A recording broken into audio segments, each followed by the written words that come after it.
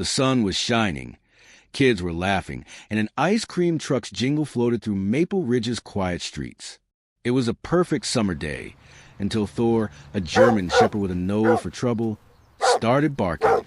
Not just barking, growling, clawing, frantic. Officer Rachel Monroe knew her K-9 partner didn't act like this without reason.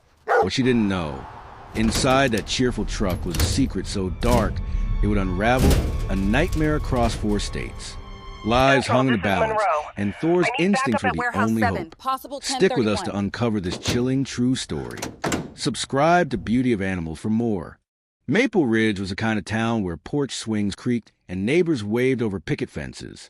On that July afternoon in 2025, the park hummed with life. Kids shrieking on slides, the smell of grilled hot dogs in the air, and a pop song blaring from someone's speaker. Officer Rachel Monroe leaned against her cruiser, her coffee gone cold in a chipped travel mug. She was 32, with sharp eyes and a habit of chewing her lip when she was thinking. Her K-9 partner, Thor, a 5-year-old German shepherd, sat at her side, his ears twitching at every sound. He was all muscle and focus, the kind of dog who'd stare down a suspect but melt for a belly rub.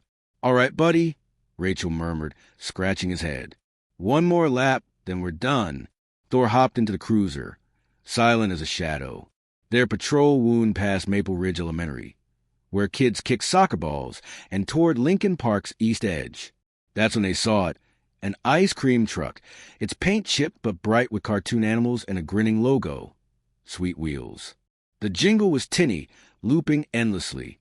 Kids clutched dollar bills, parents scroll phones, and a man in a pink apron handed out popsicles with a smile that seemed too wide. Rachel was about to look away when Thor growled, low, guttural, like he'd caught a scent that wasn't right. She frowned. "Easy, boy." But his hackles rose, and he barked, sharp, urgent. Rachel slowed the cruiser. The truck was 20 yards ahead, the driver waving at a mom with a stroller. Thor lunged to the window, snarling, claws scraping the glass. "What the hell's gotten into you?" Rachel whispered, her pulse quickening. She parked and grabbed his leash, but Thor was already halfway out the door, dragging her toward the truck's rear. Kids froze, cones dripping. A mom shouted, "Is he okay?" Rachel's voice was tight. "K-9 unit, stay back." The driver, a tall man about 50, leaned out the window. "Problem, officer?" His smile didn't reach his eyes.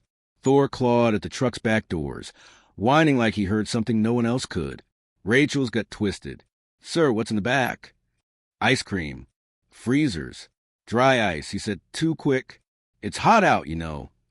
Rachel's eyes narrowed. "Open it." His smile faltered, just for a second. Panic, maybe guilt. "It's a mess back there," he started, but his hand twitched toward the gear shift. Rachel saw it coming. "Don't you dare." He did. The truck lurched forward, a kid's cone splattering on the pavement. Rachel sprinted alongside, slamming her palm on the window. "Pull over." Thor barked, furious. The chase didn't last long. 2 blocks later, the truck's worn tires skidded, crashing into a guardrail by a basketball court. Rachel drew her weapon, Thor at her heels. The driver stumbled out, hands up yelling, "I didn't do anything." She shoved him to the ground, cuffs clicking. "You'll talk later." Her heart pounded as she yanked open the truck's rear doors. Cold air rushed out, and at first there was nothing but darkness. System, shadow. She swept her flashlight across the interior, seeing only empty ice cream trays. Then a faint knocking sound. Thor lunged forward, whining. Rachel's breath caught as she found a hidden metal compartment, a makeshift cage. She yanked it open and froze. 2 children, a girl and a boy, no older than 8, were inside. Their eyes were wide, cheeks wet with tears and sweat, gagged and tied. The air was thick, suffocating. The girl whimpered, the boy barely conscious. Rachel's hands shook as she cut their restraints with her pocket knife. The girl collapsed into her arms, trembling. Thor licked the boy's hand, his whine soft but urgent. Rachel radioed for EMS, her voice steady despite the rage boiling inside. Paramedics arrived, and the kids, Ellie and the unidentified boy were rushed to ambulances, their vitals weak. The crowd watched in stunned silence. Rachel knelt beside Thor, her jaw tight. "You knew," she whispered. His eyes met hers, sharp and steady. The driver, Lyle Carmichael, sat cuffed in a cruiser, silent. Rachel replayed his words. "It's just ice cream." She knew better now. This wasn't just a truck. It was a trap, and Thor had sniffed it out. The park was quiet now, the jingle gone. The air smelled of cut grass and engine oil, but inside the truck lingered a heavier scent: metal, sweat, fear. Rachel sat on the curb, hands on her thighs, trying to steady her breathing. Thor stood like a statue beside her, still alert. Ellie, the girl, clutched a water bottle. Her eyes darted into the truck as if it might swallow her again. Rachel looked away, her chest tight. She'd seen ugly things on the job, fights, overdoses, but nothing like this. Nothing like kids in a cage. Captain Jeremy Alvarez arrived, his face grim. "You okay, Monroe?" he asked. Rachel nodded faintly. "Thor's why those kids are breathing." Jeremy glanced at the dog. "Damn right. Write it up as a canine alert." Rachel shook her head.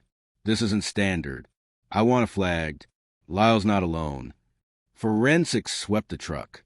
A fake vendor license, melted popsicles, and a lockbox with 3 burner phones. No freezers, no receipts. Just a lie painted in bright colors. Detective Steve Hanlon from Missing Persons arrived with a file. Ellie Jenkins, missing 2 days from Springfield. The boy's prints aren't in the system. Might be from out of state. Rachel frowned. What did Ellie say? Hanlon's voice was low. Mentioned a Miss Ellie. Could be a code name to confuse them. Rachel glanced at Thor, sniffing near trash bins, tail low. "She's scared of someone who isn't here," Rachel said. Hanlon nodded. "Yeah, not Lyle." In the interrogation room, Lyle looked ordinary. Too ordinary. Like a neighbor who'd fix your fence. That made it worse. Hanlon leaned across the table. "2 kids in your truck, Lyle. Explain." "I didn't hurt them," he said, voice flat. "They were already there when I picked it up." "From who?" Hanlon pressed. Lyle's eyes went glassy. "Doesn't matter. I'm not the only one." "What do you mean?" "They're everywhere," he whispered, shutting down. Later, Rachel stared at the debriefing room's wall, her stomach churning. Hanlon slid his phone over. A gallery of photos. 30 kids, some at Lincoln Park, one time stamped 3 days ago. "They were casing the park," Rachel said, her voice hollow. Hanlon nodded. This wasn't a one-off. Back in her cruiser, Rachel sat still. They're curled in the back. Her phone buzzed, a hospital update. The boy was Marcus, missing from Albany. He kept saying, "I want the lady with the dog." Rachel smiled faintly. That was her. The next morning, Thor led her back to the park. He stopped by the swings, nose to the ground. Rachel knelt and found a buried burner phone. At the precinct, text cracked it. GPS logs pointed to Prescott Elementary. Today, in 20 minutes. Rachel's pulse spiked. 1 truck was a fluke. 2 was a system. Rachel's cruiser roared down Lincoln Avenue, tires screeching as she took a corner at 40 miles an hour. Thor stood rigid in the back, nose pressed to partition, his growl low and steady. Prescott Elementary was 7 minutes away with sirens. Rachel ran 2 red lights, eyes locked on the GPS. The burner phone's logs marked 3:15 p.m., 5 minutes from now. Her radio crackled as she called it in. Unit 43, en route to Prescott. Possible abduction. Silent backup. She killed the sirens near the school, coasting into the staff lot. The playground was alive. Kids laughing, sneakers squeaking on blacktop. Nothing seemed wrong, but Rachel knew better. Evil didn't wear a mask. It wore smiles. Then she saw it. Another ice cream truck. Same Sweet Wheels logo. Same cartoon animals. But this driver was a woman. Her movements too sharp, too practiced. Rachel's stomach dropped. She grabbed Thor's leash. "Heel," she whispered, moving through a gap in the fence, badge out. Kids are already drifting toward the truck's jingle. Rachel shouted, "Kids, step back." The woman flinched, her eyes too wide. holding a black remote with a red button. Rachel's instinct screamed, "Drop it and step away." The woman bolted. Thor was faster, leaping over mulch and tackling her to the ground. The remote skidded across the pavement. Rachel grabbed it, heart hammering. Teachers herded kids back as Rachel opened the truck's side door. No ice cream, just a hidden compartment, empty but stocked with zip ties, duct tape, and tranquilizer vials. This wasn't a copycat. This was a machine. The woman, Grace Delaney, 42, sat silent in interrogation. Rachel watched through the glass, teeth gritted. Hamlin slid her a phone. More photos. Same as Lyle's. Kids in parks, schools. Some overlap. They're sharing targets. Rachel's voice was steel. How many kids? 46. 7-match amber alerts across 3 states. Rachel looked at Thor, panting by her feet. He knew again. At the evidence room, Rachel faced a board of faces. Rescued kids, missing kids, 32 identified, 18 unknown.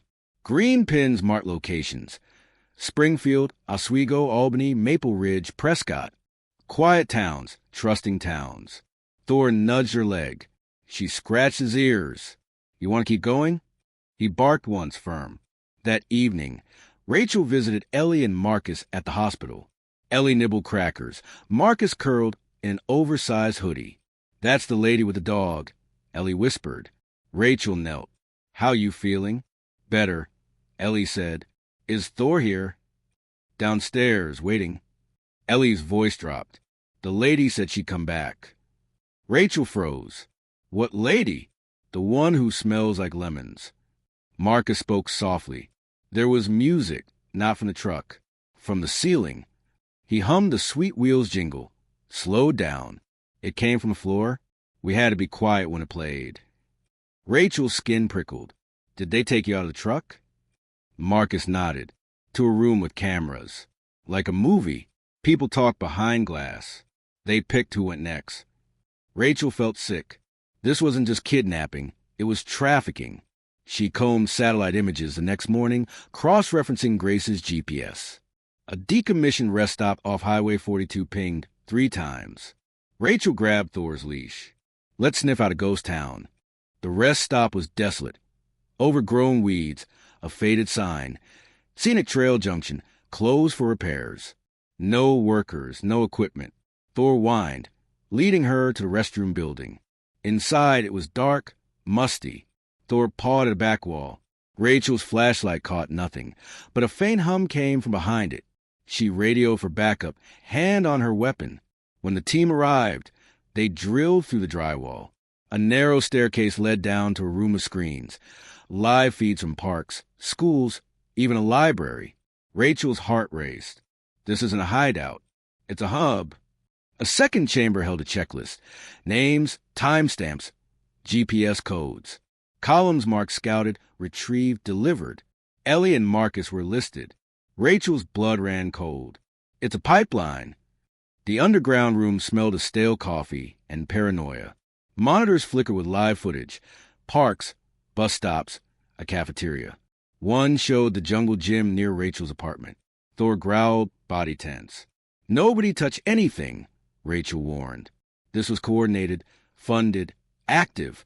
Down a corridor, Rachel found a checklist with names, some marked delivered.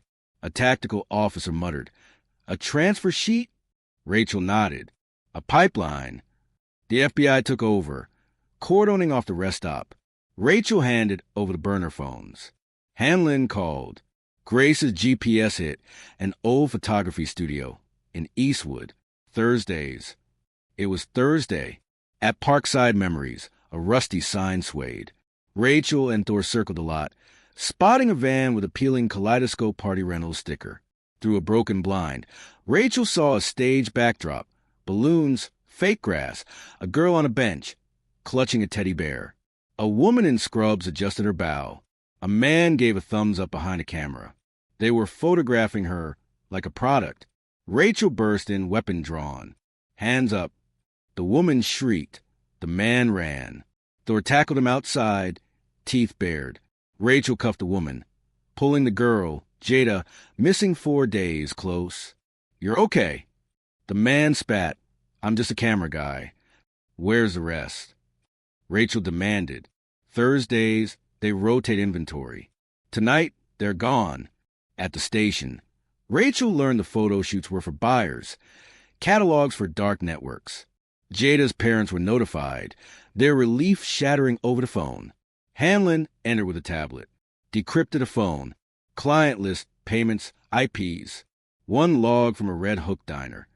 The diner smelled of grease and coffee. The manager's hands shook when he saw Thor. He bolted out the back. Thor pinned him by a fence. They'll kill me, he screamed. Then talk, Rachel said. He revealed a pickup that night, an abandoned farmhouse in Fairhill. By 9 p.m., the task force surrounded the farmhouse. No lights, but a hum came from inside. Rachel kicked in the door. A scream led her to a locked room. Inside, 5 children shivering, taped wrists. Thor licked the girl's hand. The dog came back, she whispered. Rachel sank to her knees. You're safe. The farmhouse was a holding site. Chains, cameras, toy bins. Outside, evidence was bagged. Rachel leaned on the porch, trembling. Hanlon approached. 5 more than yesterday. How deep does this go? Rachel asked. Too deep. In the war room, white bars held faces. 32 identified, 18 unknown. Eric Monroe, the farmhouse suspect, was logistics. In interrogation, he cracked. It's a tier system. No names, just codes. The catalog office assigns them. Where? Rachel pressed. An airport. Security footage showed Monroe handing a blanketed bundle to a man, Declan Shaw, at a private terminal. Shaw left on a jet. The trail went global. That night, a note on Rachel's desk read, Back off or the dog dies. She bagged it, whispering to Thor, They picked the wrong dog. Ellie and Marcus were with foster families. Marcus drew a girl with red hair, Ava Callahan, taken to a plane. Rachel was too late for her. Body cam footage showed a blurry man with a clipboard. Always. System. Always near children. She ran facial recognition. No match, but he appeared in 3 locations. A ghost, Rachel said. Hamlin nodded. The scout. They set a sting at the farmhouse, looping old footage to bait the traffickers. At 2:08 a.m., a new feed appeared. A storage unit. A man with clipboard.